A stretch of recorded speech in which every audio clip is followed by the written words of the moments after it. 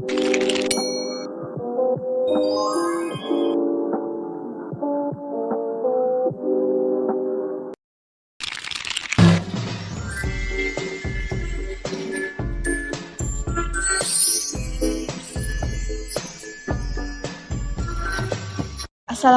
warahmatullahi wabarakatuh.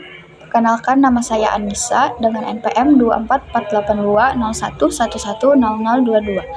Di video kali ini, saya ingin menjelaskan mengenai anatomi pada manusia, yakni tentang anatomi kulit, mata, dan telinga. Yang pertama yang akan saya bahas adalah tentang anatomi kulit. Sebelumnya kita harus tahu kulit itu apa sih? Jadi kulit adalah organ terbesar pada tubuh manusia yang memiliki fungsi sebagai pelindung utama dari lingkungan. Adapun kulit ini terbagi menjadi 3 lapisan utama. Yang pertama ada lapisan epidermis, yakni lapisan terluar, dan yang kedua ada lapisan dermis, yakni lapisan tengah, dan yang ketiga ada lapisan hipodermis atau subkutis, yaitu lapisan paling bawah. Masing-masing lapisan tersebut memiliki struktur dan fungsi yang spesifik. Oke, baik teman-teman, kita akan membahas mengenai lapisan epidermis lagi yang merupakan lapisan terluar pada kulit. Jadi lapisan epidermis ini lapisannya itu tipis dan tidak memiliki pembuluh darah dan memiliki fungsi sebagai pelindung dari sinar UV, kuman, dan air. Adapun bagian-bagian tertentu yang terdapat pada lapisan epidermis ini, yang pertama ada stratum corneum yang merupakan lapisan paling luar, terdiri dari sel mati yang mengelupas. Terus yang kedua ada stratum lucidum yang hanya terdapat pada telapak tangan dan kaki kita saja, atau disebut juga sebagai lapisan transparan. Terus yang ketiga ada stratum granulosum yang merupakan tempat pembentukan keratin atau protein pelindung. Dan yang keempat ada stratum spinosum yang mengandung sel Langerhans atau sistem imun kulit. Terus yang terakhir ada stratum basale yang merupakan tempat regenerasi sel kulit dan mengandung melanosit atau penghasil melanin atau pigmen.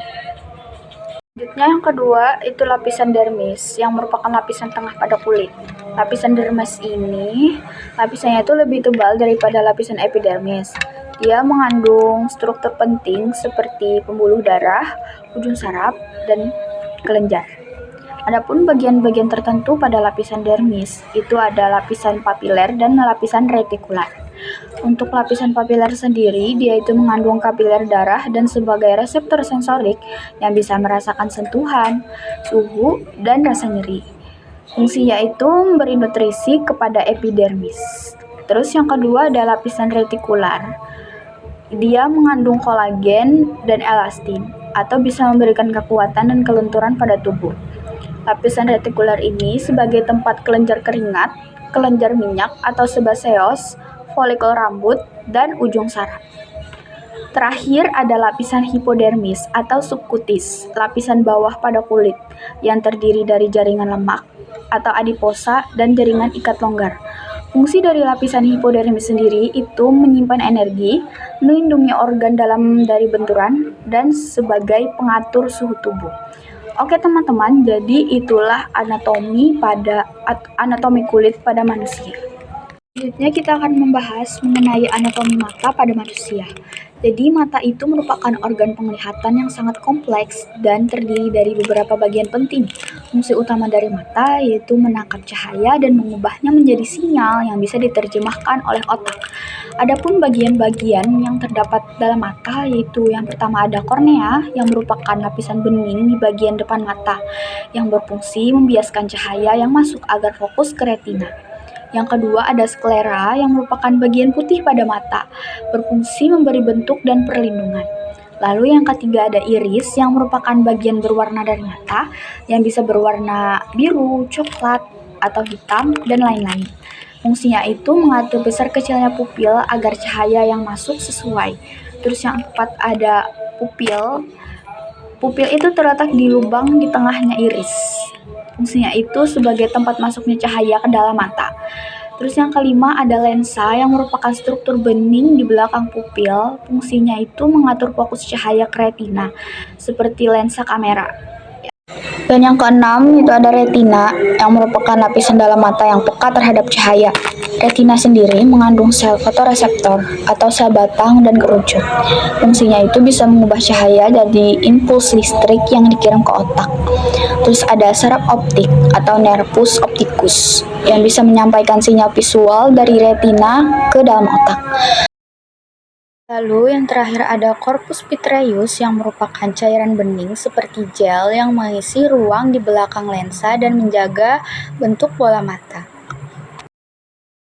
Baik, selanjutnya saya akan membahas mengenai sistem THT yang dikhususkan pada telinga. Jadi, telinga ini berfungsi sebagai organ pendengaran dan juga berperan dalam menjaga keseimbangan tubuh. Anatomi telinga ini terbagi menjadi 3 bagian utama. Yang pertama ada telinga luar atau yang disebut outer ear. Dalam telinga luar ini terdapat daun telinga yang disebut pinna atau auricula yang berfungsi sebagai penangkap gelombang suara dari lingkungan. Terus juga terdapat saluran telinga yang disebut canalis auditorius externus berfungsi mengarahkan gelombang suara ke gendang telinga. Lalu yang kedua ada telinga tengah yang disebut middle ear. Di dalam telinga tengah ini terdapat gendang telinga atau yang disebut membran timpani, berfungsi memberikan getaran saat menerima gelombang suara.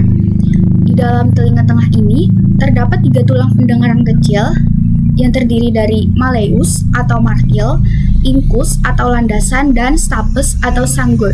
Fungsinya menguatkan dan meneruskan getaran suara ke telinga dalam. Lalu juga terdapat tuba eustachius yang berfungsi menghubungkan telinga tengah ke tenggorokan untuk menjaga tekanan udara seimbang. Lalu yang terakhir ada telinga dalam yang disebut inner ear. Di dalam telinga dalam ini terdapat koklea, struktur seperti siput berisi cairan, dan sel rambut yang bisa mengubah getaran menjadi impuls saraf. Terus juga terdapat vestibulum dan kanalis semisirkularis, merupakan bagian yang mengatur keseimbangan dan orientasi posisi tubuh. Dan juga ada terdapat saraf vestibulo-koklear yang disebut nervus, yang berperan sebagai pembawa sinyal pendengaran dan keseimbangan otak. Adapun fungsi dari telinga sendiri, selain menjaga keseimbangan tubuh, juga sebagai pendeteksi dan mengubah gelombang suara menjadi sinyal saraf. Teman-teman, jadi itulah penjelasan mengenai sistem integumen, sistem mata, dan sistem THT yang dikhususkan pada telinga. Mohon maaf jika ada salah dan kurang dalam penjelasan saya. Semoga bermanfaat untuk kita semua. Wassalamualaikum warahmatullahi wabarakatuh.